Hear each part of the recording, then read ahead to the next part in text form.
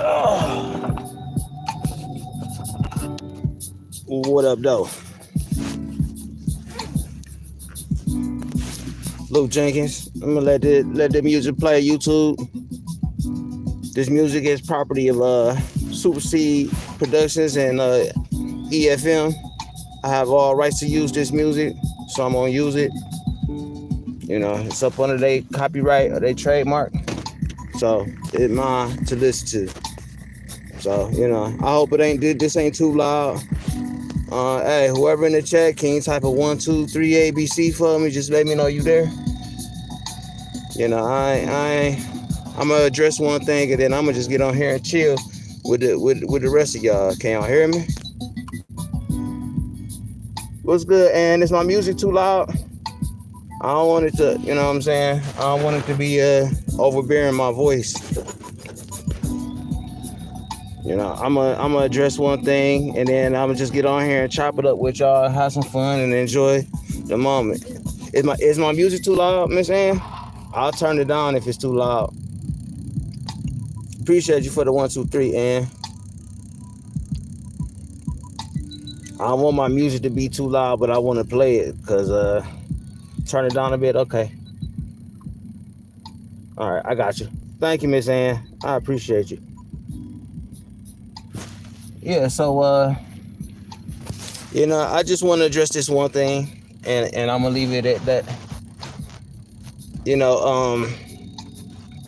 I'm not going on. You know what I'm saying? I went on a couple panels, and it said what I said, and I left it alone. And I'm not planning on interacting with any of this stuff no more because these dudes not where I am in life, and they talk about they talk about my car now and talking about my life and all this other stuff. Like, I never bragged and said that I was this most popular, powerful, money having this man. You know what I'm saying? I'm just a regular dude. You know what I'm saying? Regular car, regular life, regular 2 cars, regular wife, regular house, regular everything. I'm not pretending to be greater than I am. I've never done that. And I'm not going to start doing it because people saying it. So it's just like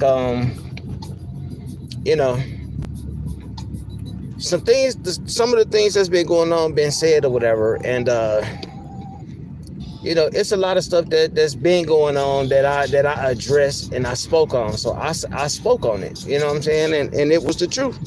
What's going on, Aaliyah? You know what I'm saying? I hope you're having a great evening. But I'm not, you know what I'm saying? I'm not I'm not in this world trying to pretend to be some superpower, superhero, super nigga. I'm just a regular dude. So, I don't have to, you know what I'm saying? I said what I had to say. I said it once. I'm not going to keep saying it again. The truth is what it is, and I don't have to prove to these people the things that I know because the truth is what it is.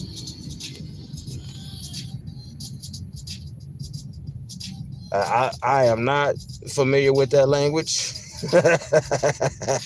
But what's good to you, Beast Gamer? So anyway, I'm done talking about these dudes. You know what I'm saying? I'm done with the fighting. I'm done with the arguing. I'm done with it because, these people I've said I'm really not about the life that I speak. And I really am. I really have done some things in life that some things I'm proud of, a lot of things, but I'm not, you know what I'm saying? Yeah, I'm a veteran for sure. But anyway, I'm not going on a panel tour and trying to the things that I've said or trying to debunk what people said about me. The things that people said about me that were true, they were true. I accepted it. The things that were a lie was the only thing I addressed. So I don't have to lie to kick it. Nobody in this world is more important than the people that I love and the people that I respect. So I don't have to pretend to be something that I'm not. And a lot of these people, that's what they're doing. You know, they're hiding who they truly are. Like a lot of these people on YouTube are snakes, fakes, and frauds. You know, they pretend like they're about doing God's work, but they're really playing with the devil. You know what I'm saying? And you know, saying things like I'm trying to get information to I don't even know what I'm trying to get information on, because I'm not. I live my life. I'm not into I ain't into nobody else's life. I don't care about nobody like that. I don't, I love who I love, and who I don't. And I don't care about people that much to be all active in their life like that. So yeah. And I'm done. I'm done with it, and you know what I'm saying? I just wanted to address to say that I'm not going from the people that's trying to debunk what I said. They going from panel to panel to try to disparage me and talk about me and say I'm not about this life. Like, if people really want to find out what type of person I am, just come and meet me in person and you'll see for yourself. Just do that. I don't have to go on people panels to disparage nobody. I could come on my channel and just do what I do. But I'm leaving it alone. You know what I'm saying? Like I don't want no confrontation with nobody, because at the end of the day, somebody gonna get hurt, and that's not what we supposed to be doing. We supposed to love each other. But I just wanted to put that out there, that I'm not trying to instigate or nothing like that. I exposed the doxer. I exposed the people that the doxer run with, and I exposed everything. It's out in the open. Everybody knows it. Everybody sees it. If you decide to rock with the doxer and the snakes and the people who rock with them, then, rock with them. Just know that I'm not about to participate in that, because I'm not involved in that. I'm not into, stuff like that. But I just wanted to say that, you know what I'm saying? And clear the air and let it be known that, I'm done talking about these losers. You know what I'm saying? Like, people who have good things going on in their life, they, you know what I'm saying? When somebody tries to contaminate they spirit, you know what I'm saying, with the evil, sometimes it can contaminate you. So I'm just easing away from it and staying away from the drama, because I really don't. You know what I'm saying? I don't care about these people. Like, if they died today, I wouldn't care. You know what I'm saying? If they talk about, as much disrespect as they talked about my kids and my family, like if they lost their mom or their kids, I wouldn't give a fuck neither. What's good, IB? And all respect to you, brother. But I just wanted to clear that up, because I'm really tired of dealing with these demons. It just. You got to go on panels to prove that what I said about you is wrong. Like, if I lied on you, then, you know what I'm saying, you could disprove it. But if you know what I'm saying, if I'm not continuously trying to you this and you that, like I'm done with it. Like these people are losers. You know what I'm saying? Why do I care? All right, if you complain, you. Yeah, I'll let it go. I'm done with it though. You know what I'm saying? They still, they still crying about whatever was said, whatever was done, and like, if you ain't do none of this stuff I said, then leave it alone. Just like I did. I'm not addressing none of that stuff. Everything that bad was said, I addressed it. But enough about that. I'm on this bumpy road, y'all. Sorry about that. I had to take a detour because the street I drive down is closed. But yeah. How's everybody day out there? How y'all out there doing? What's y'all evening like?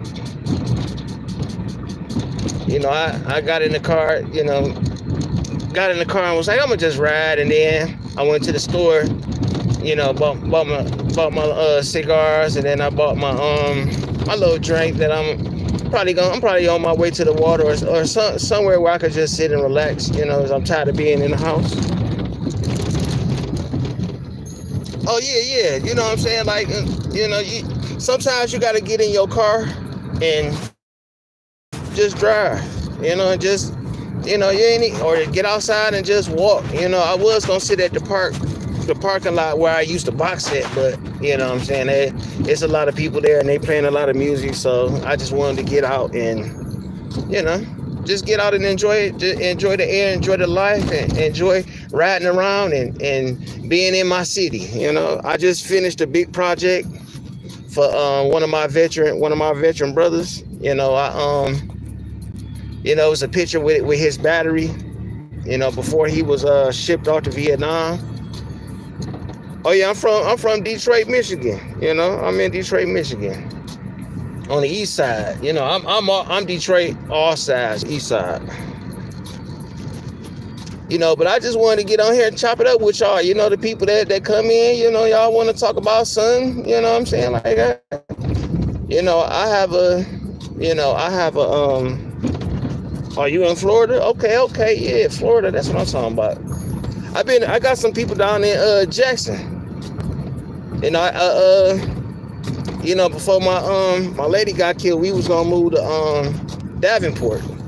We was gonna looking to buy a house out in Davenport. That's where we was gonna well, that was where we were planning on moving to. But unfortunately, but we was on our way to Davenport, you know what I'm saying, make a new life for ourselves. Oh no, it's all good. Hey, what you sorry for? You ain't had nothing to do with it, you know what I'm saying? The person who did it, you know what I'm saying, he's you know, locked up for some years, you know, so he, you know. Yeah, but we was gonna get us a nice little house. You know, she made a substantial amount of money, so we was gonna move to oh yeah, my Detroit, yeah, east side all day. Yeah, we was gonna, you know, her sister had a house on the golf course. So, you know, we was gonna move somewhere close by. You know, we wasn't gonna live on a golf course, of course, but we was gonna live somewhere close by. So, but yeah, you know, great life experience, you know, so I could talk about a lot of stuff, you know, the things that I know I could talk about, you know. You know, I grew up on the east side, and we was you know, we was you know, my family, you know, some of us had a lot of money, some of us had a little money, you know. We was all poor though, but you know, some had more than others, but it was still like you know, we lived in a great place. Yeah. From New Hampshire.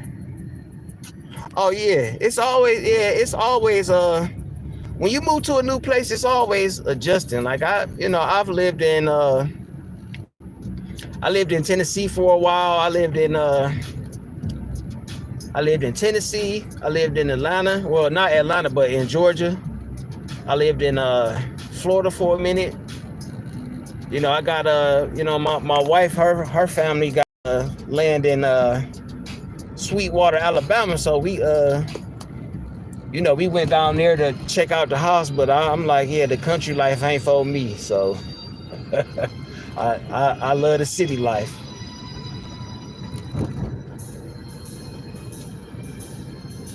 Oh yeah, we didn't know we was poor in Detroit, because you know what I'm saying, we had families back in the day, like, you know what I'm saying, if you live, you know, if you lived in Detroit and you had a cousin, or you know what I'm saying, most of us lived in the same neighborhood, so we you know, we shared with each other, so it wasn't no, you know, we were wealthy as a family, you know what I'm saying, we had love, and you know, if you needed something, the family or your neighbor would give it to you, and you know, what no poor, you know, we didn't know it, but you know, it was part of you know, what we were raised in.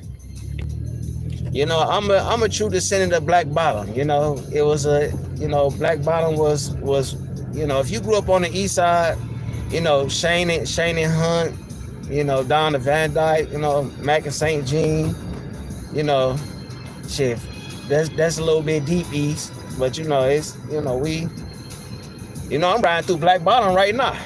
You know, I'm going through the old churches. And I'm right here. I'm on Shane and Willis right now.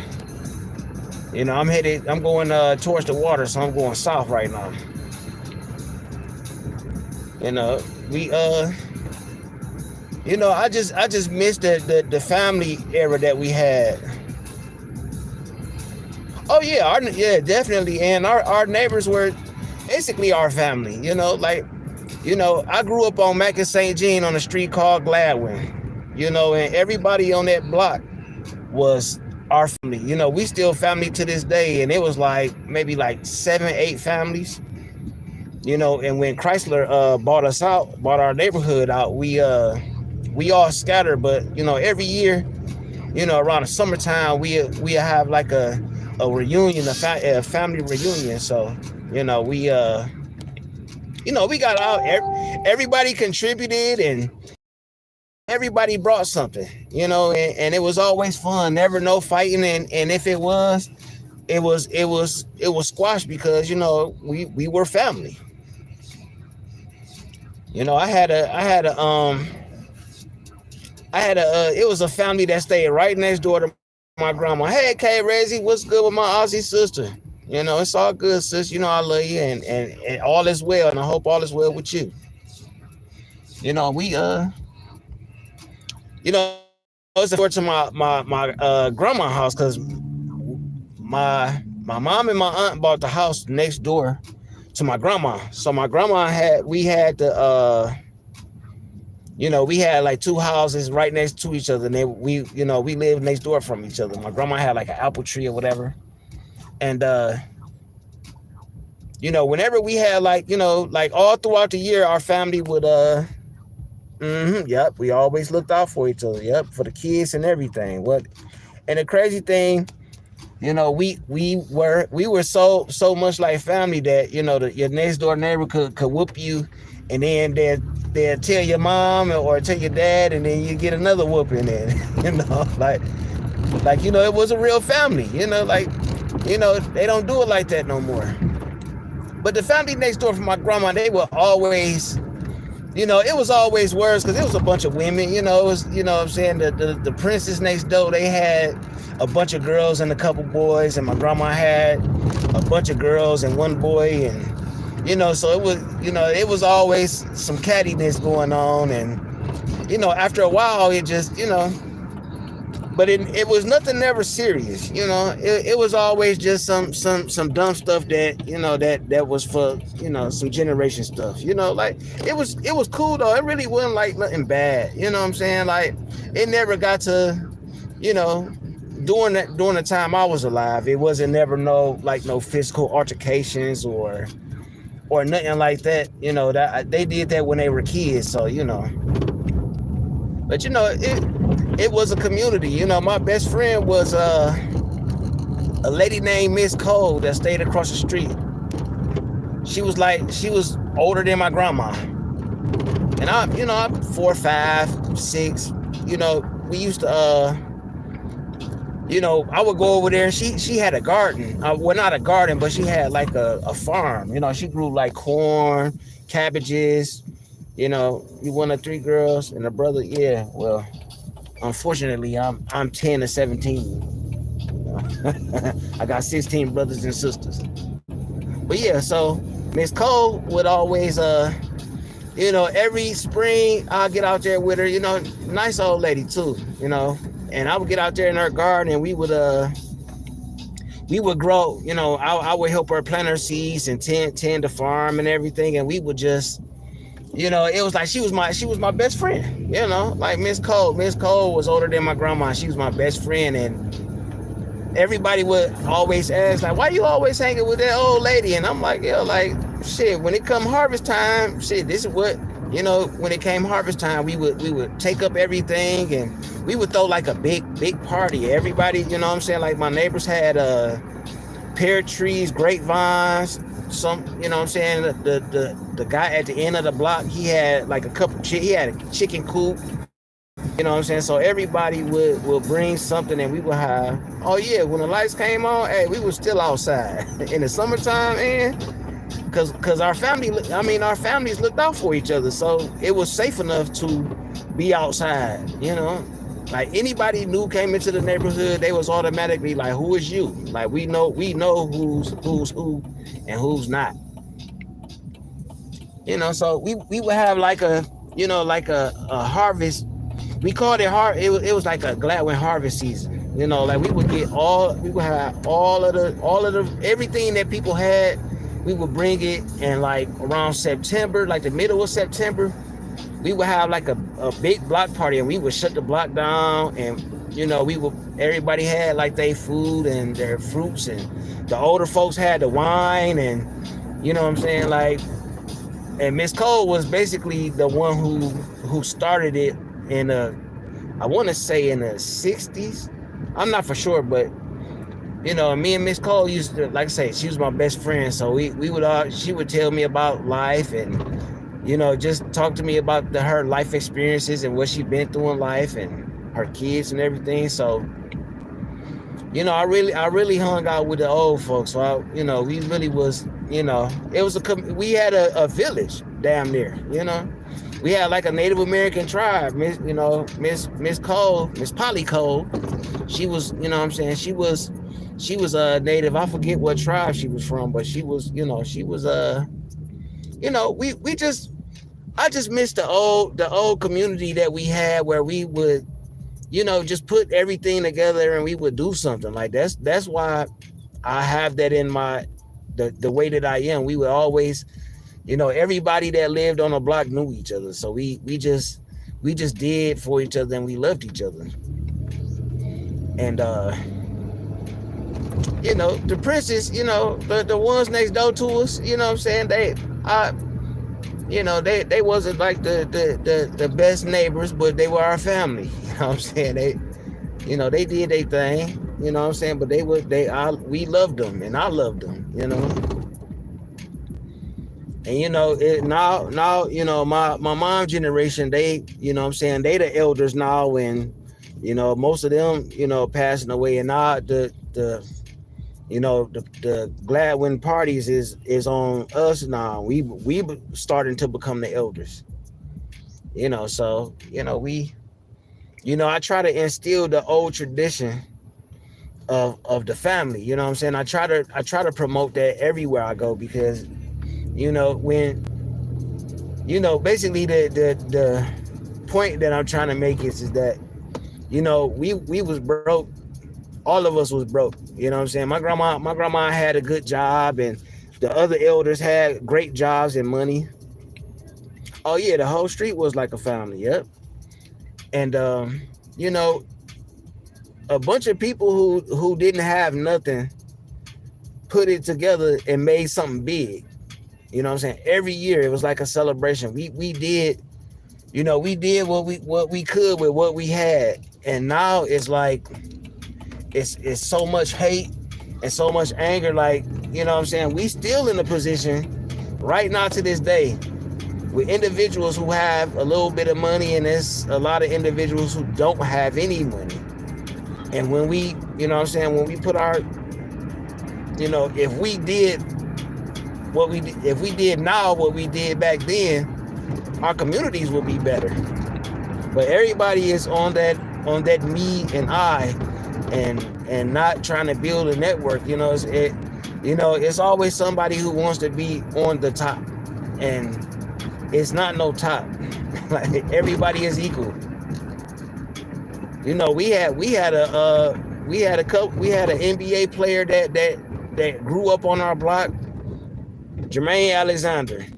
He went to the NBA when I was a kid.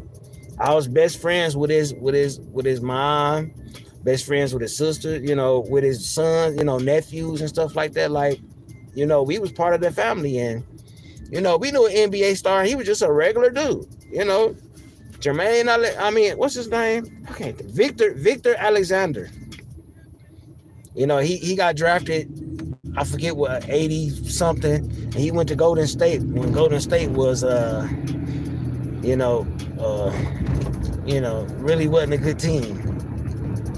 You know, and every off season he would come and we would throw a big party, and you know, the only thing that really changed was the simple fact that Chrysler was like basically the next block over. So Chrysler had bought up our neighborhood, and basically we scattered.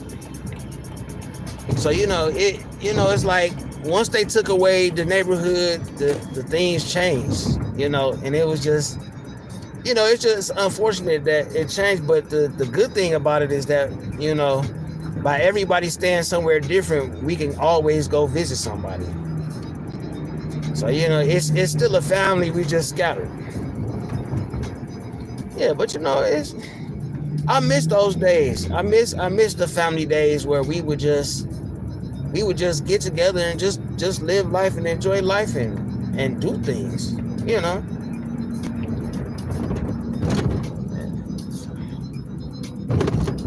Oh yeah, nah, it's a free fall. Definitely a free fall. But you know what? The funny thing about all of that is I have you know, I come across a lot of people with the business that I do. I come across a lot of people, and you know, the clients that I have, they see that you know, they see the work that I'm doing, and when I talk with them, they, you know, they're like, oh, that's a great idea. And I'm, you know, a lot of the ideas that I have, they put them together and they do some stuff too. So, you know, regardless of how bad the world is, I'm still going to promote family and being cool and respect. And I'm still going to promote that regardless of how bad the world is, because that's something that we need. Oh, your dad worked at Chrysler? Yeah, the Chrysler plant on Mac and St. Jean. I don't know if you remember that, and it was a big plants in the 60s. Before all of that, that's where the Chrysler plant was. And it was like my house, the backyard, the alley, and then Chrysler. And that's probably the Chrysler building that he worked at between Mac and St. Jean. I mean, between Mac and Warren. You know, that's, you know, those people came from the South, and they came up here and they got them jobs and got them monies and built their families. And that's how Black Bottom was built, you know, through the Chrysler plant and everything. Like, Detroit was a hub for families, you know what I'm saying? That's why a lot of people came to Detroit, you know, the Motor City. You know, my dad worked at Chrysler. After he got out of the Korean War, he went to Chrysler. Then he worked at the post office. He was he said he didn't want to work hard, so he got a job at a school and was a janitor. And my dad made good money. Okay, Reggie, do your thing. Hey, if they being disrespectful, get their ass up out of here. You got the okay. You know what I'm saying? You ain't got to explain shit. You know, but you know, people don't know the history about Detroit because you know, it's, you know, we get a bad reputation because you know, when the crack epidemic hit, you know, it kind of put a bad name on us because there was a lot of drug addicts, a lot of killing, and, you know, a lot of stuff like that. And you know, that was the era that I grew up in, so it was a lot of drugs and everything. What is it? Say between Mac and Warren. Yep. That's where the plant at. Now the plant is on Connors between Mac and Jefferson. So they got like 3 plants, you know, because Daimler is Daimler Chrysler now. So that's when they did the contracts with the Germans, you know, the German engineering. So, matter of fact, I'm right here now. I'm on Jefferson and Connors right now. I don't mind telling my location because I'm good. You know, these my old stomping grounds. That's why I always come here, you know. Yeah, but you know, Detroit is on the rise now. You know, we trying to rebuild our city. You know, we want our city back. And we're, you know, everybody is buying property now, and you know, buying empty lots. You know, I own a couple empty lots myself. I bought like 3 empty lots a few years ago, you know, paid my taxes on them, and you know, I'm trying to find out how I can how I can own them, like actually own the lot without having to pay taxes. That's what I've been really trying to research. But I pay my taxes on my lots, and my mom got a couple lots, and so when they start coming through and buying up land to, or buying up the properties that to reestablish our city, hey, I got some negotiation power. And the lots, the lots are, depend on where they are. The lots are cheap, and you could buy a couple lots, shit, and and just sit back and make sure you maintain them. Have somebody come. I have my nephew-in-law. I had him come over and he cut the grass for me and everything, and he gave me a good deal on on all 3 lots, as I have them do them all on the same day. So he gave me a nice little discount, and so I keep, it's a lot of stuff that's going on in our city that we could like if you live here, you can make something, what I'm saying, and it don't have to be the bad way. Oh yeah, yep. And look, this was the place to come to. It was Michigan, because Michigan and basically Michigan was the hub for cars and stuff. So you could come up here and work for you could work for the plant, or you could work for the post office. Like, I mean, these jobs were,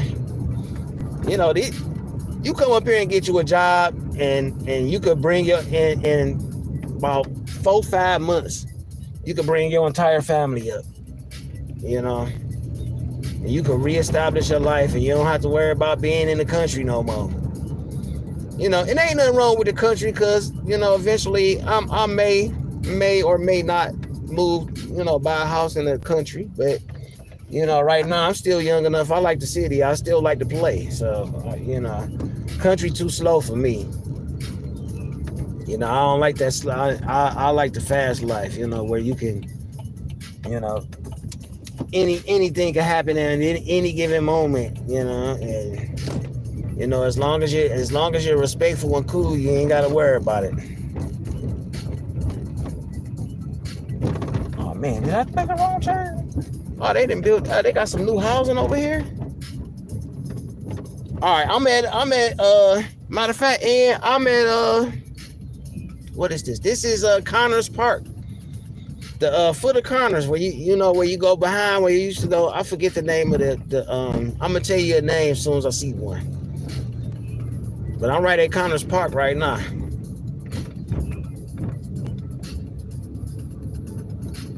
I don't mind telling people where I'm at, because hey, you pull up on me, shit, this might be the last place you pull up to.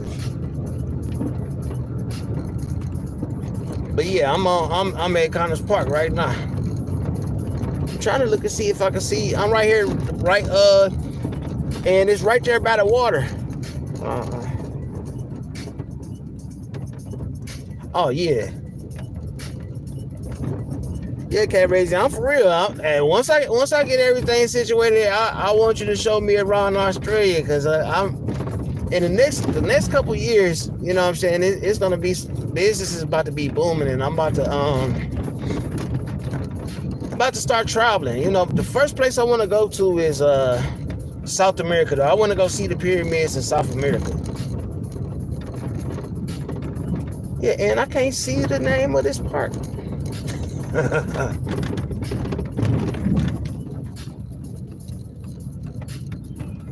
Yeah, I used to bring my kids out to this park. I used to bring, it's like a little right where you by the loading dock at the foot of Connors. It's like a walk around. You can walk around a lake or whatever, or a man-made lake, and sit around and chill. But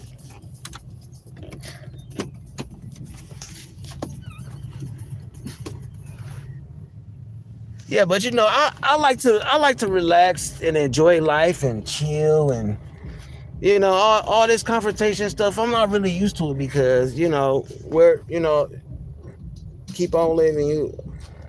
Oh yeah, yeah. Once I get old enough, and I wanna, you know what I'm saying. Once I get like in my, you know what I'm saying, maybe in my, I've been retired for only a couple years now, so I wanna once I get like about 50, 55, maybe I might decide to move to the country, buy a nice little house, decent amount of land, get away from other people. Right now, my my house that I'm in now is, I'm comfortable in it. I got my own yard, and I can, you know, I could set a fire if I want to. I'm about to build a fire pit in the summertime. I'm waiting till everything gets situated, and I'm eventually have a you know little pit fire that we could sit around and talk and chop it up. So whenever I have like business meetings or just family to come by, we could just sit in the backyard and chop it up and have like a little mosquito tent. And I plan on doing some big things. I'm just establishing everything that everything I need to get together. So I'm taking my time. I'm taking my time and doing it the right way that I'm supposed to.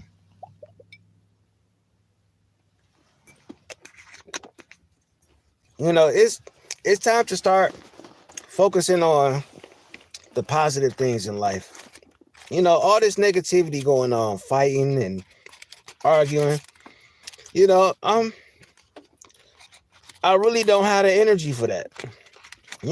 That's why I I try to end it and say, look, let's not do this. Somebody gonna get hurt. I'm not doing all this talking. I don't like aggression. I don't like that. I you know when I was young, my when I was younger, in my 20s, I was a I was a little fire. You know what I'm saying? I was young. I was young. I was out there and where flow energy flow. Yeah, you're right. You're right. But I was young and stupid. I was I hung around drug dealers when I got in my teens. I hung around killers. I hung around people that gambled, and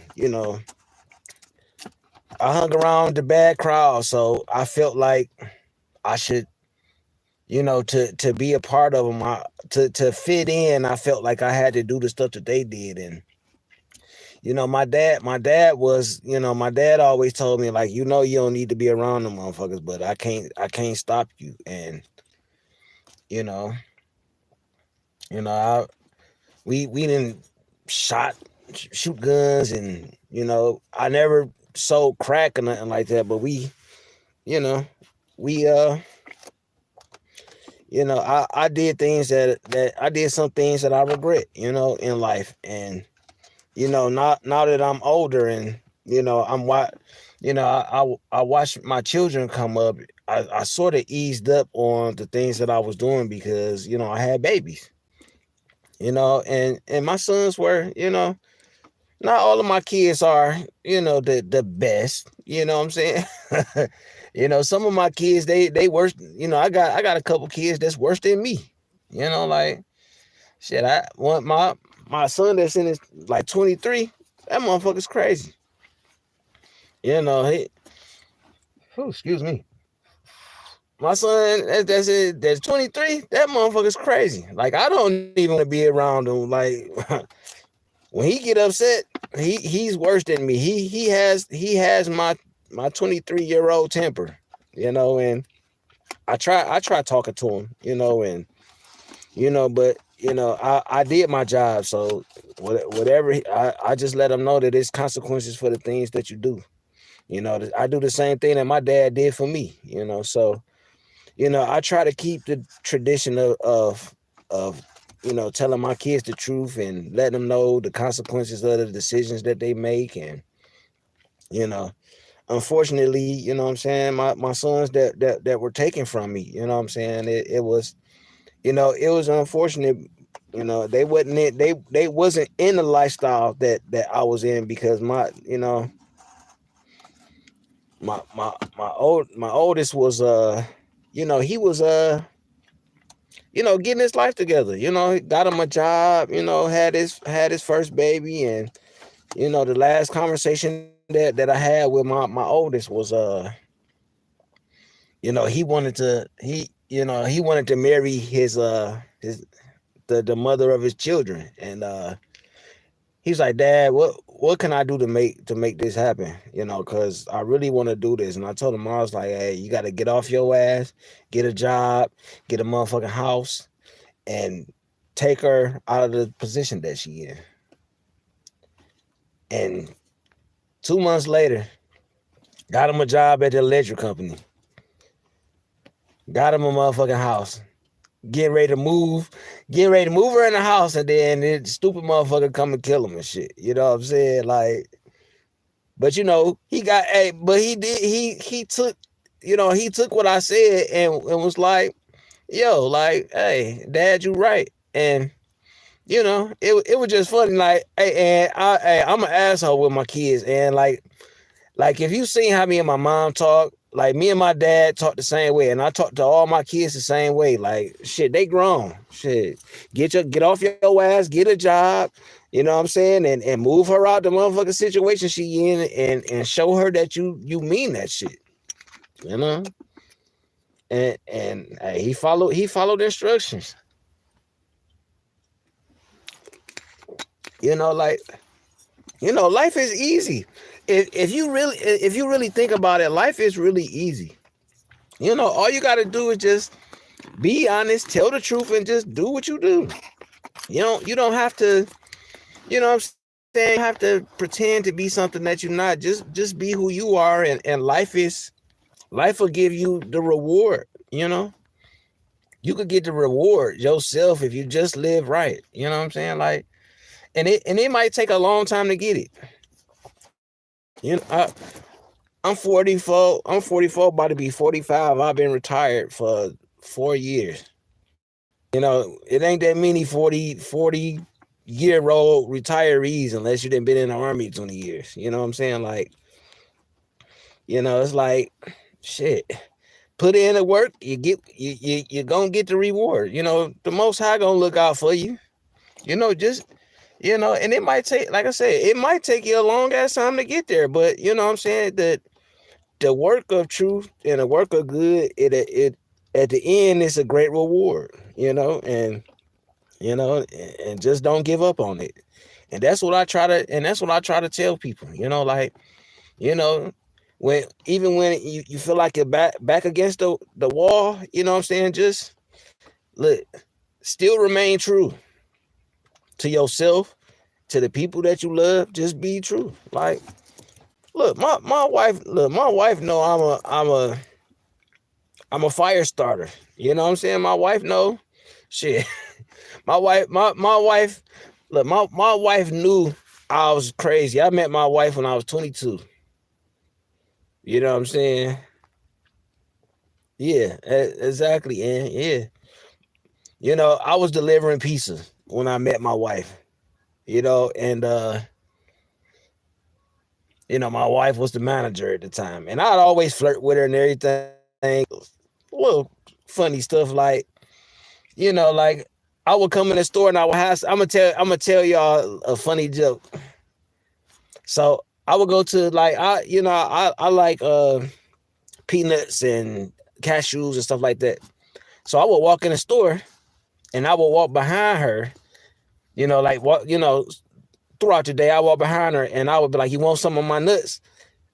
And she'd be like, she turned around, I was like, "What the fuck you just say?" And I would be holding like some peanuts or some cashews and shit. And she'd be like, "Boy," I was like, "What?" I'm like, "Yo, like, I'm asking, do you want some of my nuts?" So it was, what I'm saying, that was just like, like, I would just me casually flirting and stuff like that. You know what I'm saying? So, that was like my way to, like, I love the ladies. I flirt, you know what I'm saying? Like, I'm one of those dudes and shit. So, so,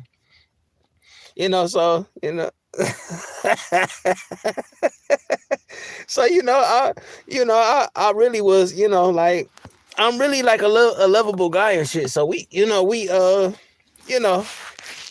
been through a lot of stuff, and I didn't even really date my. You retired. Yep. Yeah. Hey, at 40. Hey, at 4. I was 41. I was 40 years old, and then I turned 41. I retired. Yeah, I'm done working. All I. When they sent me home from the military, like when I was in the military, I had got I was field artillery. So we was at we was at like on we was in the field, and it was the tanks they were firing tanks, they were firing the rounds or whatever, and somebody miscalculated, and we was like in the barracks in the field, and they miscalculated, and they shot a round from some miles away, and the shit came from in the air, and I can hear the shit whistling, and I'm looking around and shit. Couple seconds later, that shit blew up. Maybe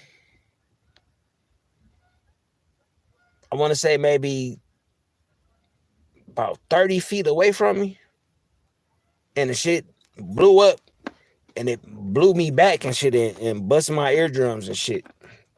And you know what I'm saying? The way that the I guess the way that the hill was set up, when it landed, it blew up, and it blew the dirt on me and shit, and blew my eardrums. I was bleeding on my ears, my nose and shit. They had to take me to the hospital, all type of crazy shit. And I was good, you know what I'm saying? Like it didn't like pierce my body and like that, but it just like the sound of the fucking oh damn, they leaving?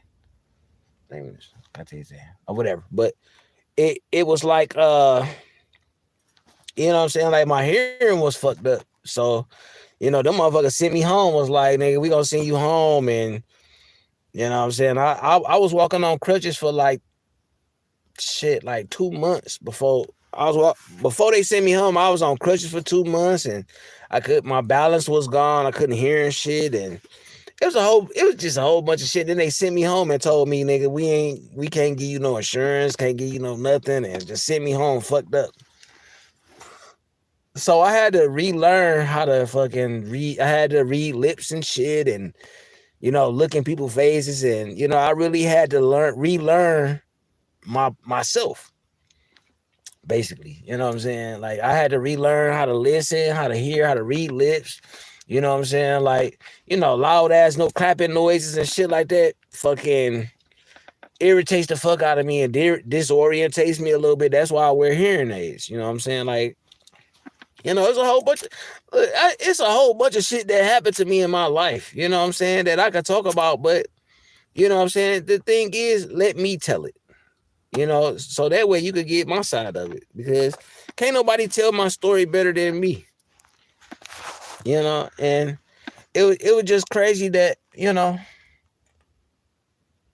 like I'd have been shot, I'd have been stabbed, I'd have been blew up, I'd have you know what I'm saying, physically, like, you know what I'm saying, like, and you will be surprised, like that shit, when that shit landed, I watched the shit come down, and I froze.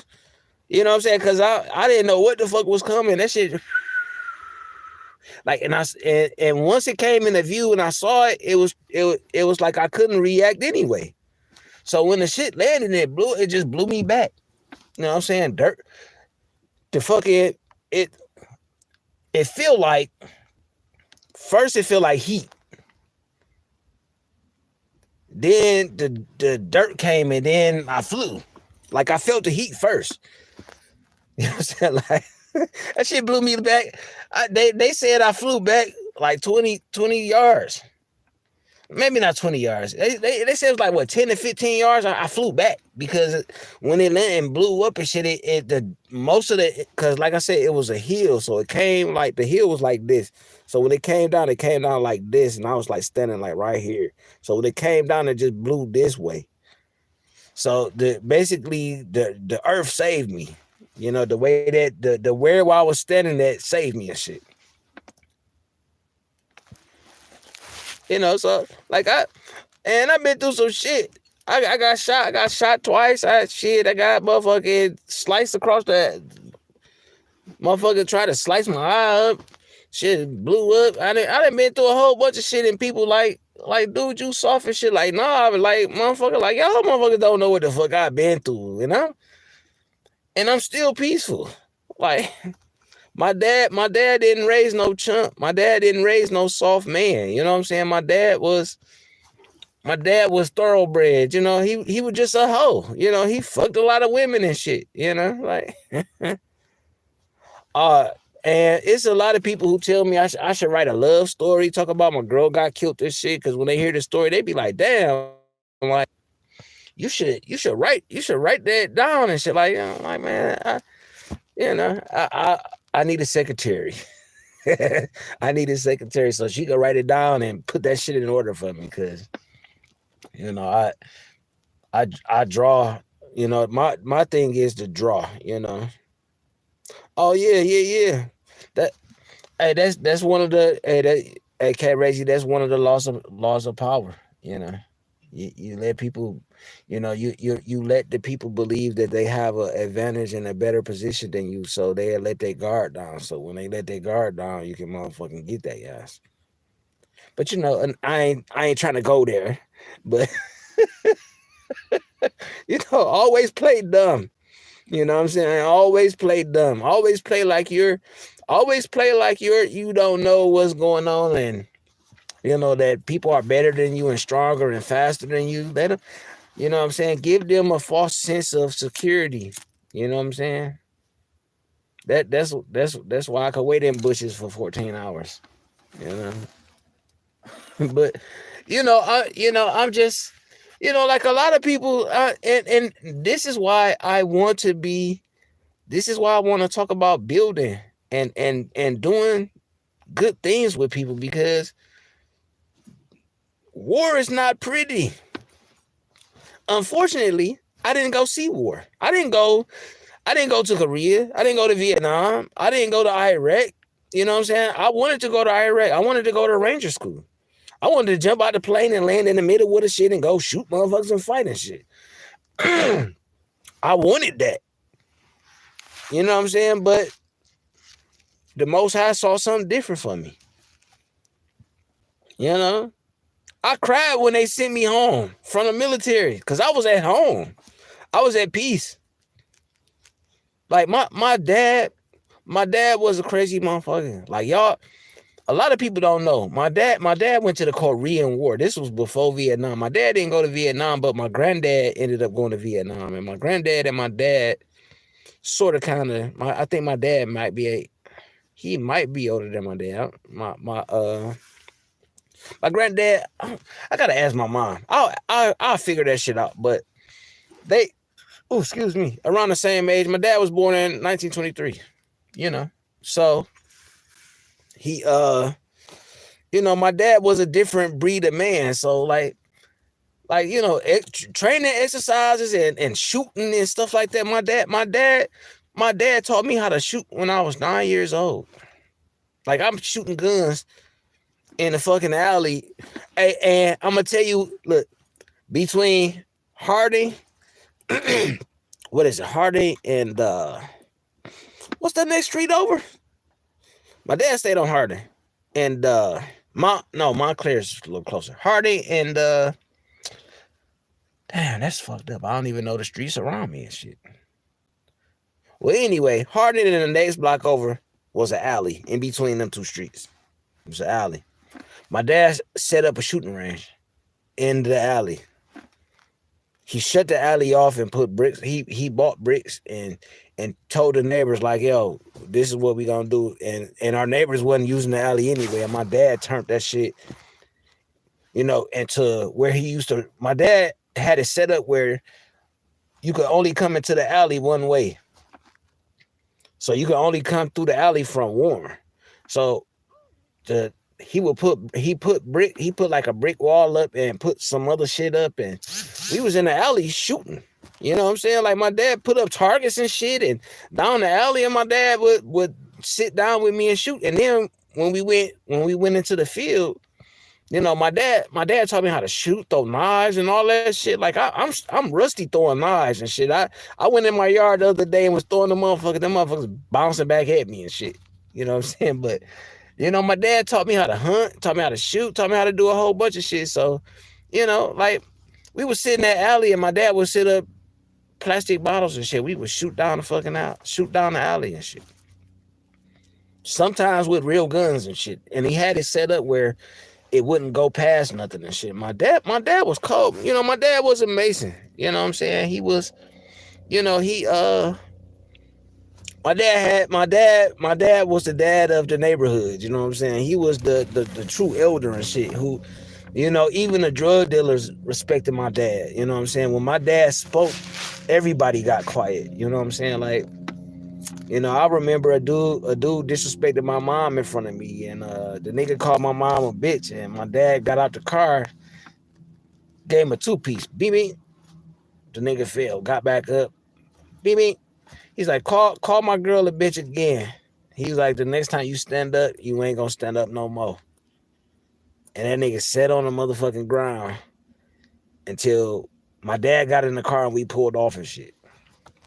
Like, this is a man that I grew up around. Like I challenge.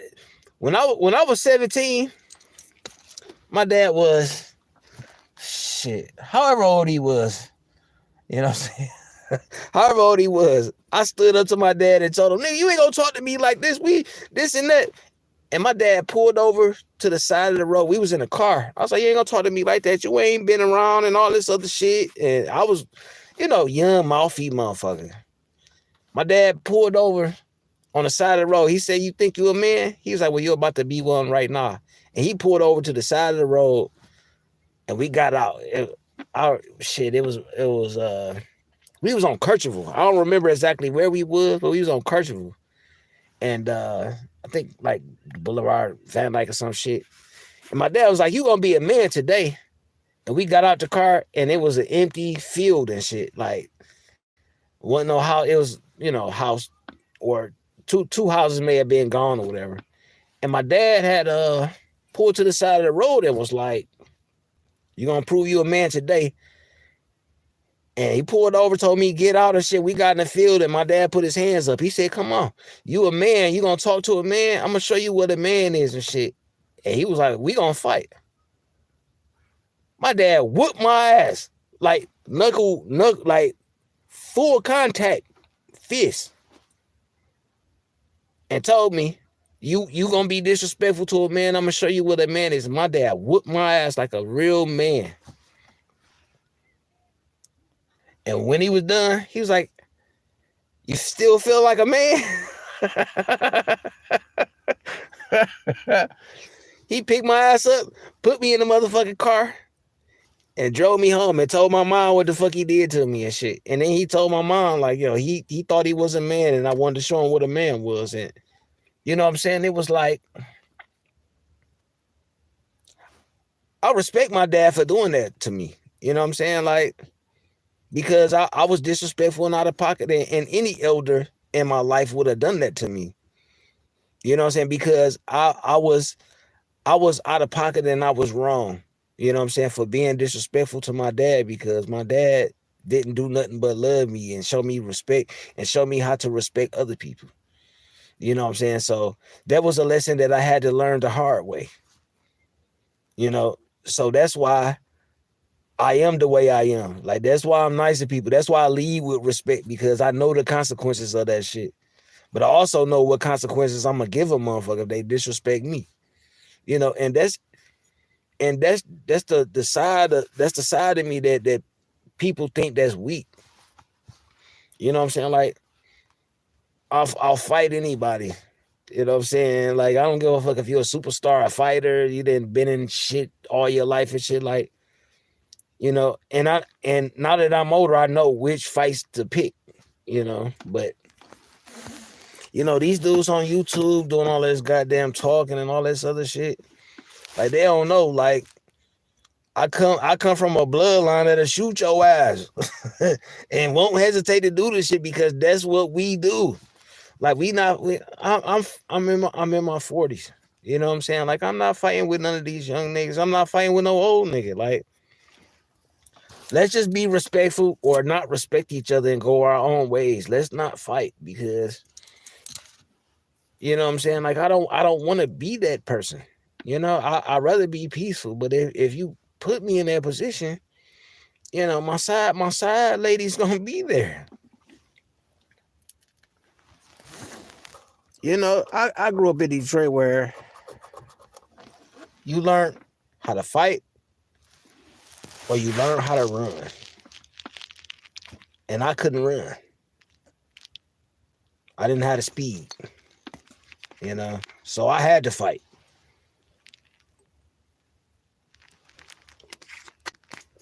I didn't have a choice a lot of times.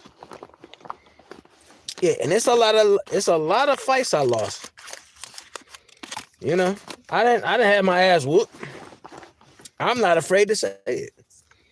You know, I didn't have my ass whooped. I didn't been beat up. I didn't been jumped by people. You know what I'm saying? Because I was reckless with my mouth. You know what I'm saying? But you know, always been a fighter my whole life. Always stood up against authority. I didn't have fear in my heart. You know, I still don't have. Look, I don't fear no man. I don't fear no woman, and I don't even fear God. You know what I'm saying? The devil took the woman that I love. The devil took 2 of my children.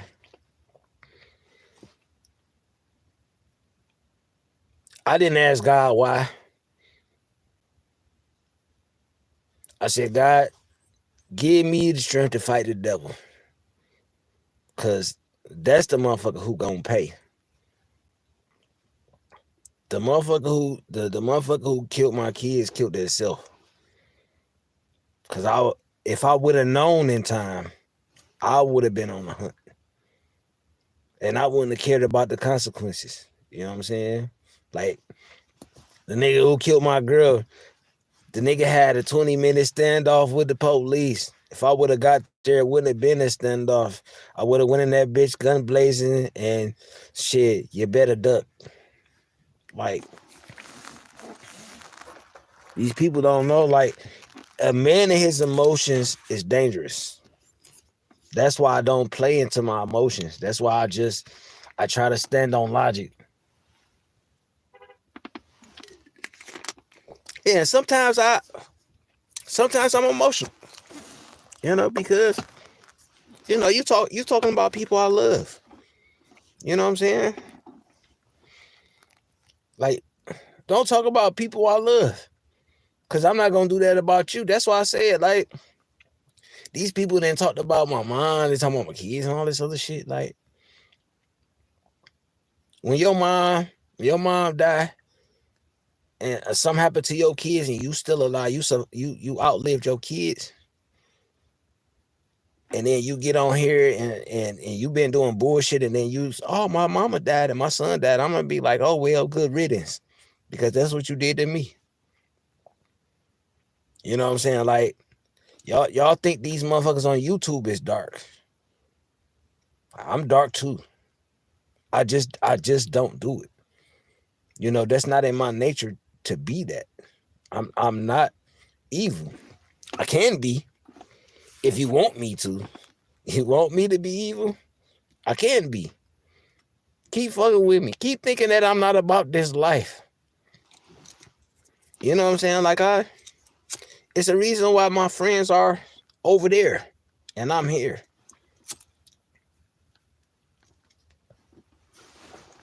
My friends is everywhere. Anywhere I go in this world, I have somebody that will let me, or even a stranger. Cause I've had some times where strangers have, you know, the Most High look out for me. The Most High look out for his people. You know what I'm saying? Like, I have people everywhere. But I'm trying to remember the good side of life. You know, the life that was good, because That's the world I want to live in, but we can't, because there's so many people that just don't want peace. They want war. They wanna fight. They want violence. They want the aggression. They want.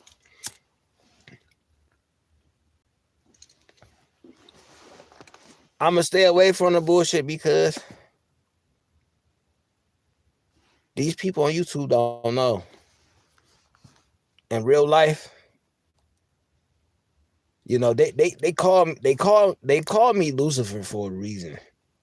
I earned that name, and it's not supposed, and the way that I took it, it's not supposed to be evil, because I'm about building, networking, progression, positivity. I'm about that.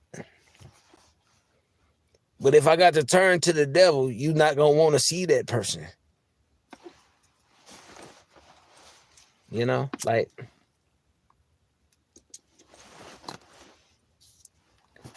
every threat that people say that I meant that shit.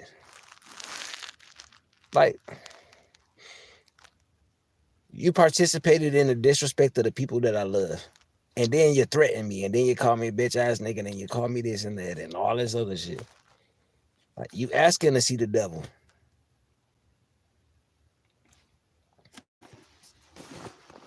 Like, this is the last time I'm gonna say it. I'll end your bloodline. I'll hurt the people you love, and I'll make you watch it. I'll shoot you in the face.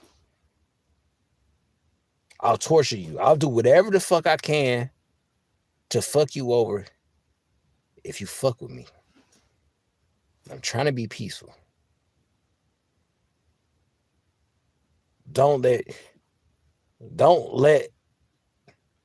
this soft side of me mistake. Don't let that be your mistake.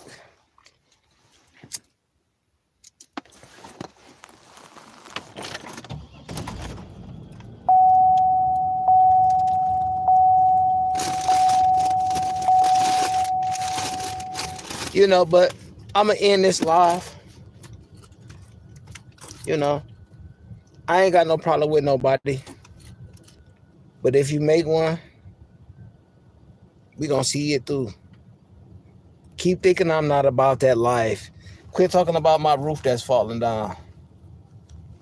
Keep talking about my money and talk about my kids and keep talking about all that other shit.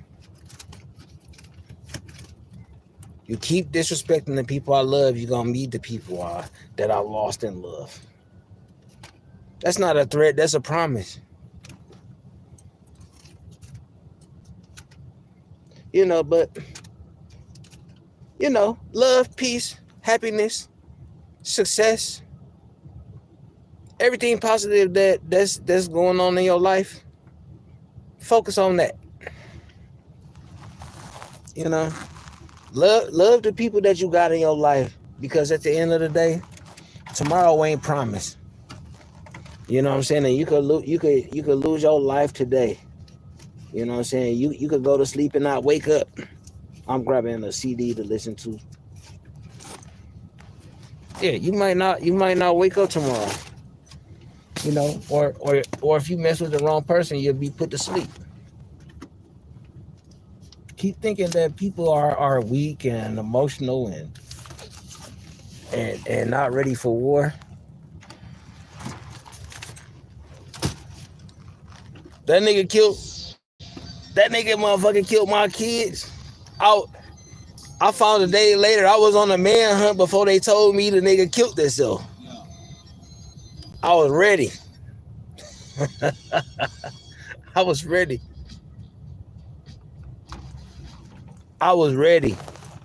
And he killed himself because he knew he was gonna deal with me.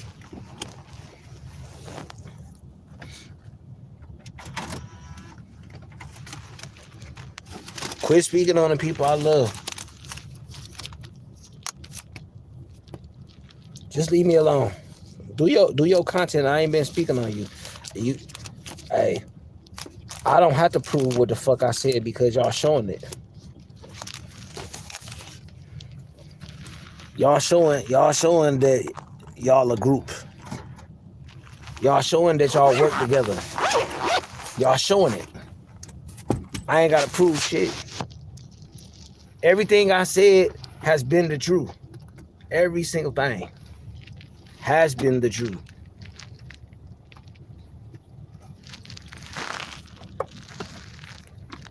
A lot of reason why you niggas lie is because you fear. You have fear in your heart, and you have to lie because you fear something. I don't fear shit. I don't even fear God, so I ain't gotta lie. If I stand before God right now and God say you not getting into heaven because of this, and I'll just say okay. If God asks me about anything I did in life, I ain't gonna lie to God because I don't fear him. And if God say you cursed to go to hell forever, fine. So be it. Because it's the consequences of what I've done in life. So I don't fear God. I don't fear shit. I don't fear nothing on this world. No man, no woman, God, the Most High, none of that shit. I don't fear nothing. So as long as you know that, if I don't fear God, what makes you think I fear a man for?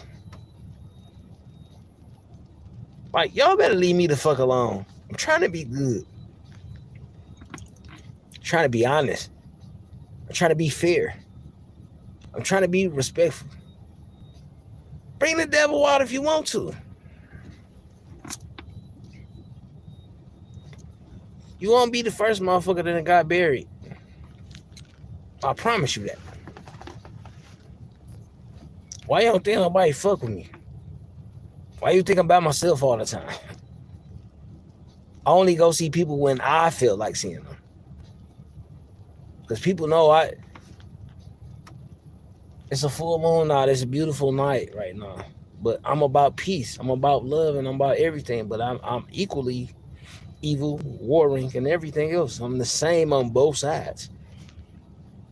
It ain't no neutral with me. No good space or no bad space. But you know, I'm not gonna talk about you weak niggas no more. You lower level niggas. I'm not gonna speak about you bottom feeding ass motherfuckers no more. I ain't gonna speak on you no more. You can talk about me all you want to. But just remember, you the one who proving yourself. I said what I said about you. You the one who got to prove that shit. And you showing that I've been telling the truth this whole time. You a snake, you a liar, you a fucking thief, you disrespect women, you do everything that you can to make yourself feel proud about yourself. Like any man who got to belittle a woman just to make himself feel better, you weak as fuck. The only reason I talk about a little dust bitch because the bitch talk on me. But I don't wish no harm on her, but if something happened to her, her family, oh fucking well, good riddance. You know what I'm saying? What we do, we step on roaches. You know what I'm saying? When we see them. Like, y'all motherfuckers, man, leave me alone. Quit speaking on me. Quit speaking on my family. Quit speaking on my kids. Quit speaking on people I love because I ain't did shit to you. I've done nothing but respect people. You know, people say don't take the YouTube shit serious. Well, when my address got put out and when he talked about my kids and all this other shit, and you bringing out something that I tried to bury. You know, don't let me resurrect that motherfucker. You know what I'm saying? Because if I got to do research on you, that means I got to do something. But you know, enough of that. Take that off. Y'all have a great night. Respect, love, peace, happiness, success, everything positive in your life. Focus on that because at the end of the day, that's what's going to help build us. It's not going to destroy us. Build a solid foundation with people that's trying to do good and do great and to help you in life. Do that. And everything will come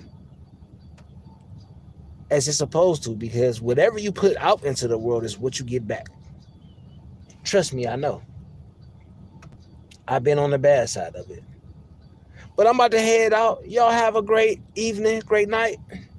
I love y'all. Peace, respect, love, and happiness. Y'all have a great night. Peace.